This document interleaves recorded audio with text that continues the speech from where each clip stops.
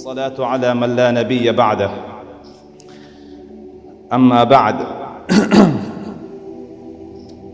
It is in the nature of man, deep within the psyche of man, there is this desire, this urge, this want, this need, this craving for happiness. Man wants to be happy. And the Quran says it beautifully. وَإِنَّهُ, and verily he, man, لِحُبِّ الْخَيْرِ لَشَدِيدٍ, he likes goodness and he likes it immensely, intensely, violently. Or as if you were to say it in the language of Hollywood, man likes goodness with vengeance. He wants good, he wants happiness, he wants prosperity, he wants ease, he wants comfort. And look around you. Everything that you see around you is a product of man's desire for goodness. There was a time you used to have to travel from here to there. Traveling became difficult, it became tedious, it became cumbersome. So you thought, how can I improve this for my own benefit? So you force the animals to take you, the horse and the mule and the donkey. That used to carry you. That required maintenance and feeding and so on. That became difficult. So you started to find an alternative and you made the automobile, the car. The car couldn't cross the ocean, so you made the Titanic. The Titanic sank, you made the aeroplane. Do you understand that whatever you've done is out of your insistent desire for comfort and goodness for yourself? And today, on the brink of 2015, man has amassed all sorts of comforts around himself. Subhanallah, just imagine, you sit in the thick of winter, and when the click of a button, you get the breeze of summer coming in. Or you sit in the thick of summer, and just with a click of a button, winter comes. It's not here tonight because curtains going cheap on us, but you understand what I mean, the aircon system. Just with a click of a button. You used to have to travel miles on end to get water. Now you go to the tap and whatever temperature you want, it comes out there. So man has a lot of comforts around himself. So we've amassed all these comforts. So you would have expected man to be happy. Because sweetheart, you got everything you want. You know, the weather's nice.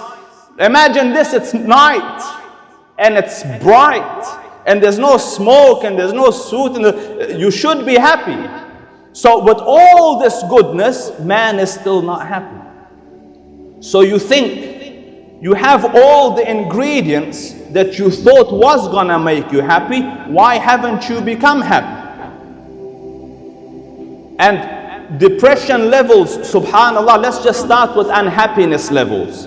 In our country, Australia, may Allah protect it with peace and prosperity. In this country of ours, there is no wars, walillahi alhamd. There is no, poverty. Life is good.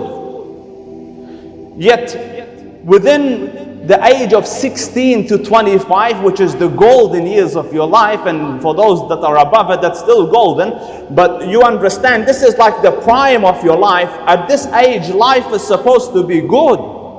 Yet a quarter of the youth are not happy with their lives. 24.34%, just to be accurate, are not happy with, we are not happy. And the amount that are depressed at any one time, 6% of the youth are depressed at any one time. Research says that before a child reaches the age of 25, in America, 25% or a quarter of the population would have at some point or another suffered depression. With all the material comfort around you, you have found, subhanallah, even if you have time, you've made games for yourself to keep busy. You have iPhone and iPad and iPod and everything, and yet man is not happy. So, where's the secret of happiness? Because you thought it was in the water. If it comes in the tap, I'd be happy. It came, you ain't happy. You thought if the weather was good, I'll be happy. The weather's perfect, you ain't happy. You thought if the night could be bright, I'd be happy. The sky, bright night, you're not happy. What's missing? There's something's missing that is making mankind depressed. And you search amidst humanity in our beautiful country here. Some years ago, we have a population of 20-something million, or at that time we had 20-something million. And in a population of 24 to 27 million, you had 9 million prescriptions of antidepressant drugs. And forget about adults, little kids are suffering from depression. Smile, man. Little kids are suffering from depression. So they asked these little school-age kids, "Kid, why are you depressed? What will make you happy?" So they say this unanimously, 2 things. You listening? 2 things. If I was wealthy and if I was famous, I'd be happy. So if I had money and if I was famous, I'd be happy. And secretly within your hearts, you all feel that too sometimes. If I had more likes on Facebook, or if I had more money, I'd be happy. So what they did, or what I did, I looked at the life of the rich and famous, the movie stars. And subhanallah, do I need to tell you that they're depressed? Overdose, may Allah protect Ya Rab, and we are no one to judge and no one knows the ending, and may Allah give us a good ending Ya Rab. But if you're wealthy and you're famous and you're still searching for happiness in a drug pill, there's something missing. And if you're wealthy and you're famous and you're in a rehab center, there's something missing. And go look at the stars of Hollywood and Bollywood and look at the mess that their lives are engulfed in. So man is not happy. Even when he became rich and famous, he was still not happy. So the solution is somewhere else. And we thought, let's medicate. It's a chemical imbalance, so we'll medicate. In the last 20 years, medication for depression has increased 300%. So you think that if I over-medicate, it'll kill the thing. The disease. Yet, the disease has increased with it. If you look at population graphs, the older population, less percentage of them have depression. But as it moves to our time, currently, by the age of 25% of the population has depression. So it's a problem. And what I want to do, inshallah, in the moments available to me, I will give you, because it's not enough time, I'll give you serious solutions from the kitab and also in practice so that you could practice, inshallah. Let's start Qur'anically. And the beauty is, Allah has given us solutions.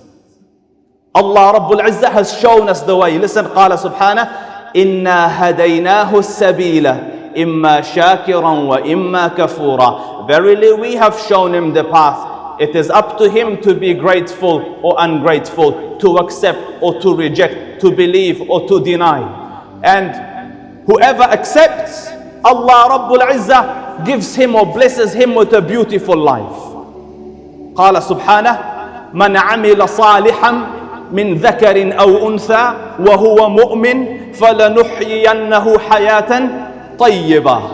Whoever does righteous deeds, whether they are male or female, the Quran is specific.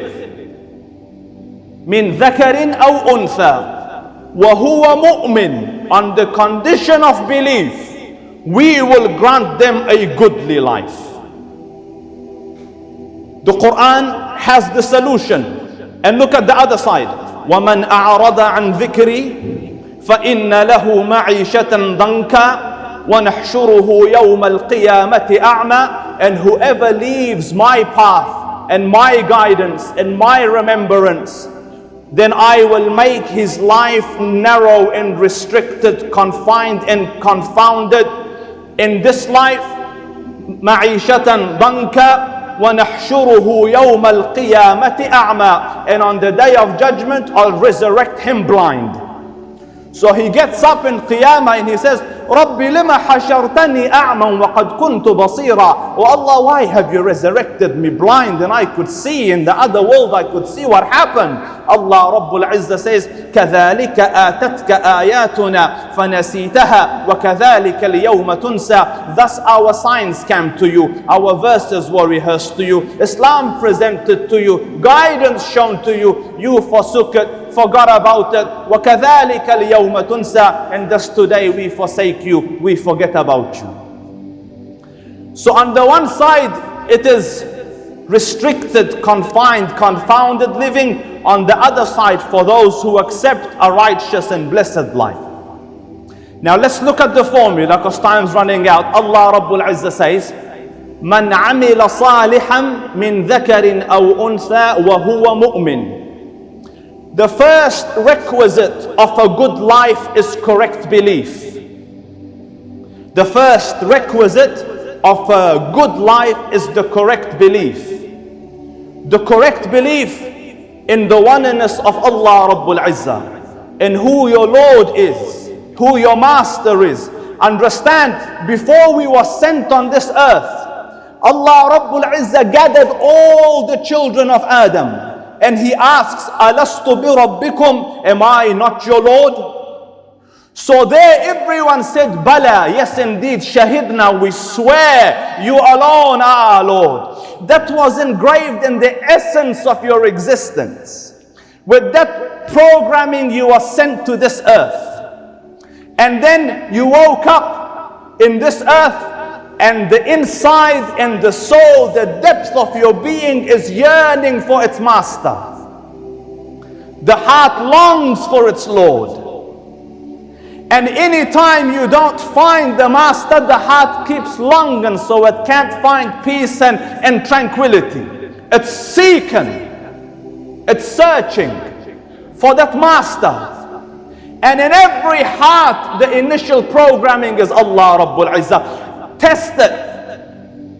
And I looked at footage on end. Allah Rabbul Izzah gives you the test. قال سبحانه فإذا ركبوا في الفلك دعوا الله مخلصين له الدين. When man is in deep waters, as in difficulty and problems, who does he turn to when a bridge is falling down? Oh God, oh God. See that one Lord? There's three sections in the human mind. There's the conscious head, the subconscious head, and the unconscious head. And the unconscious head of man, the programming is Allah Rabbul Izzah. So when difficulty strikes and it transcends the conscious and the subconscious and it hotwires straight to the unconscious, the initial programming comes, and that is only Allah.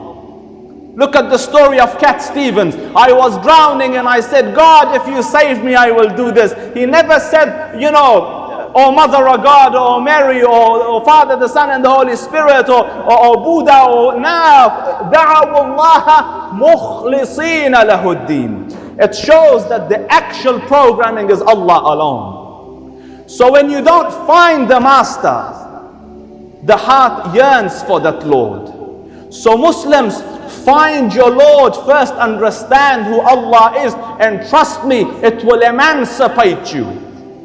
When you realize Ar-Razzaq, who Allah, who is man after that? That the one who provides me is Allah. I don't need to fear the boss. I don't need to fear this person. I am set free, unshackled and unleashed.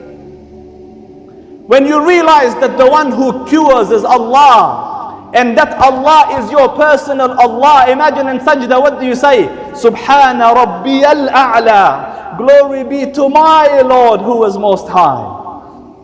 When that relationship builds and that realization comes that Allah Rabbul Izzah is my Lord, then trust me, I'm not saying you won't get depressed, because sometimes calamities come. The Quran tells the Prophet, وَلَقَدْ نَعْلَمُ أَنَّكَ يَضِيقُ صَدْرَكَ بِمَا يَقُولُونَ. We understand that your chest feels congested at what they are saying. So you feel sad, but you will conquer it. You'll climb over it. You'll succeed. So therefore, the first thing, Muslims, work on the aqeedah. Khalas, long enough we've gone to graves and to, ropes and to this peer and this buzurg and this master and this thing. Khalas, enough. Let's turn to the Lord of the heavens. Allah Jalla Subhanahu. Make that link direct between you and your master, and trust me, it will set you free.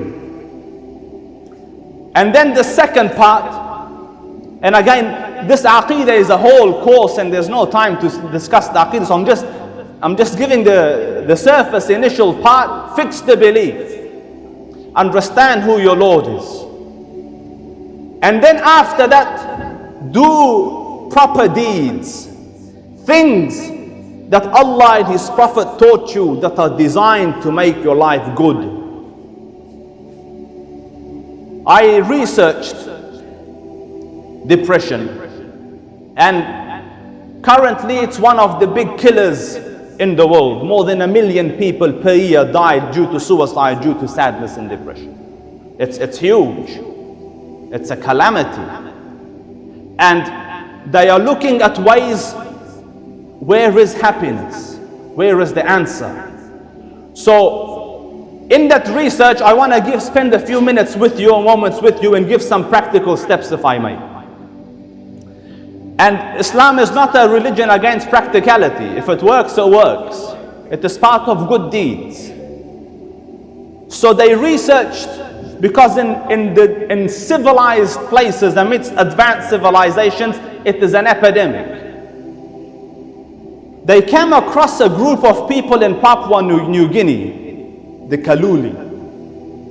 And if I've said the name wrong, just imagine it's something else. But khalas, it's the Kaluli. They're a very primitive tribe in Papua New Guinea. Now, a person by the name of Edward Shefflin worked with them for more than a decade. And in questioning, he was excessively questioning and trying to find depression inside these people. And amidst the 2,000 he interviewed, he couldn't find depression. They are a primitive Aboriginal people. And I want to point here, the Aboriginals, they have a very pure belief. When the Aboriginals of Ireland, and according to one of the stories, how they have story time and stuff, one of that, they believe in a God called Aknatu. Aknatu means a being without a rectum. So they thought that our God is one that doesn't have a rectum, as in doesn't have a rectum. And I thought I could do better, but then I realized I can't. A being without a rectum. So the psyche was, if he doesn't have a rectum, he doesn't go to the toilet. So if he doesn't go to the toilet, he is clean and he is God. So when the other faiths came, like imagine, when the missionaries came, they used to ask them, believe in their God, or believe in Jesus or something like that. So the Aboriginals used to ask, is he Aknatu? Is he without a rectum? So they used to say, no. So he said, nah, can't be God. You see, their belief was very pristine, simple, but they believed in that one God who was not like man, who didn't have these desires and the needs and so on and so forth. So those people, the Kaluli, only one case bordering depression is found, nothing tangible. The rest of them, it's non-existent in them. So researchers studied their way of life, and from that took 4 or 5 or 6 points, practical steps that could help overcome this issue. I want to use the steps and link them with our religion and give them to you, and inshallah you should be fine after this. All right? The first one, the Kaluli people are an Aboriginal people, so they're hunter-gatherers essentially. Which means most of the day they're out about trying to gather food, hunt animals, harvest and so on, to bring food, for that night. So on average, they are physically active for about an intense 4 hours a day. Even at old age, they still look like very professional athletes. There's no fat slobby thing, and they're not out of shape. Their face is not like it hasn't seen the sun in a couple of decades. Do you understand? They're very active and so on. So from that they deduced that exercise is key. So they researched and they found that if you exercise, and understand exercise by itself is very unnatural. Like when you are on a treadmill in Anytime Fitness Mirabuka, I figured I advertise. So when you're on the treadmill, your head knows that I'm not going anywhere. You're running, you know I'm not going anywhere. So it's a bit depressing. But those people and the actual people, they are physical because they're doing things, so it's productive. So it's important to make your exercise have a productive element in it. So for this is free advice. Other people will probably charge you for this. But for half an hour a day, not a day, half an hour, 3 times a week. Walk really fast for half an hour. Like you're missing a bus and you're walking after it. Yeah? So for half an hour, 3 times a week. And walk with someone. Serious, walk with if you're a sister with a sister, or if you're brother with a brother, or if you're husband and wife together. Go walk, and that way you chat. It's a social thing, and at the same time, there's physical work in it. And what that does, trust me, exercise, if I could put the benefits of exercise in a pill and give it to you, you'd spend a lot of money for that pill. The benefits are huge. The body changes from loser mentality to basically winner mentality. All the feel-good chemicals are released. The circuits reattach. It's awesome. So for 30 minutes, 3 times a day. And this is one of our problems in our time. Everyone's just sitting. You're just sitting. It's either sitting in front of a screen, or you're sitting in a car, or you're sitting on a desk. You're not doing much. So get up and get busy. Half an hour, 3 times a week. The results show fantastic improvements, drop in depression, and all the positive chemicals and hormones are developed in the body. And as Muslims, especially if you live, near a mosque, why not walk there for Fajr?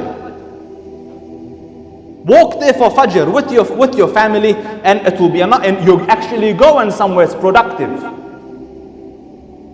Walk there when you come back for Maghrib or something like that. But 3 times a week, just say I'm walking to the masjid. And having said that, I'm conscious that Australia is a big place, so if you live very far away from the masjid, probably won't work for you. Yeah, because I don't want mothers calling me, Ustadh, the son's still walking to the masjid, and it's been a long time. There's no trace of depression left in it. So walk for half an hour and 3 times a week. Trust me, the results are huge. Secondly, we are social creatures. And with modernization and with civilization, the curse of loneliness has come. So even when you sit on a dinner table, have you noticed everyone's on their phone? It's so sad. Serious. So everyone's become lonely and stuck to their own little screens and their own little walls. Yet for 1,800 million years, we were very social. We were hunter-gatherers. So what you need to do is constructively socialize. It does wonders for the head. Because understand, those that have us or going towards depression, their first inclination is to be alone in a corner in a dark. That just feeds them more. Pull them out or pull yourselves out and go to a place of positive socialization.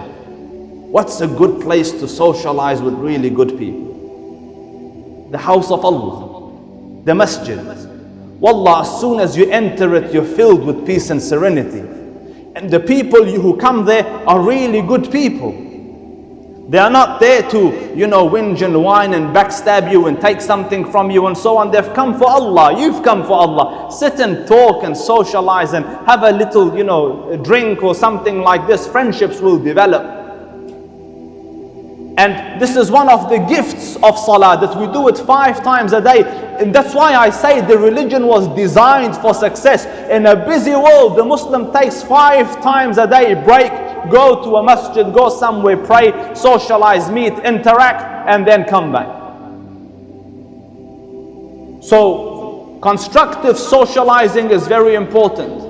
And for those that are blessed with parents and family, what a joy. Subhanallah, I called Sheikh Yusuf Parker one day and he didn't answer my phone. I'm just saying this public so that next time he answers his phone on time.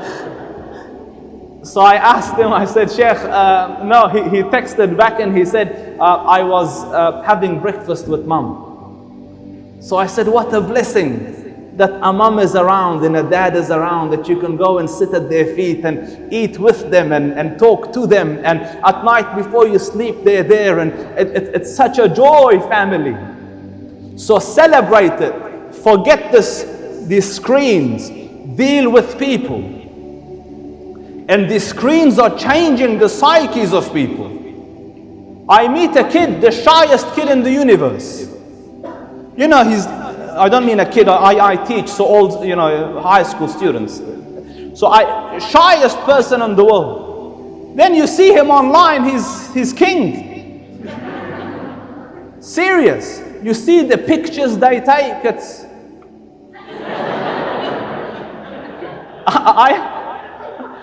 Wallah, I saw one. Because just so you understand the psyche of people, this kid is taking a picture, and I hope he's not here tonight.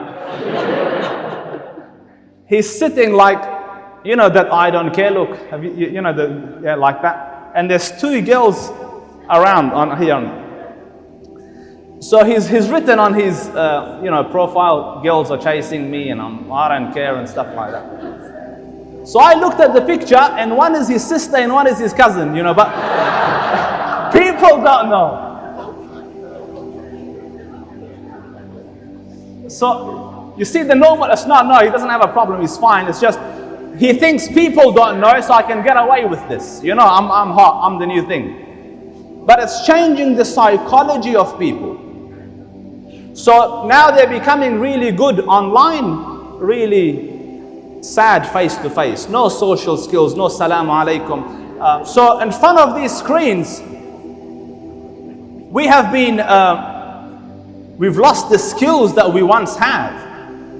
And that's why we're moving more and more away from humankind and into our own little worlds that we can control. I don't like this click, so let me click on another one. I don't like this movie, let me click on another one. And then when you come out to the real world, it doesn't work like that. You don't like him, you have to live with him. So you go, now I'll go back to my little hole. So therefore, socialize face to face. Pull yourselves out of this trap. So I've given you 3 so far. First is correct belief.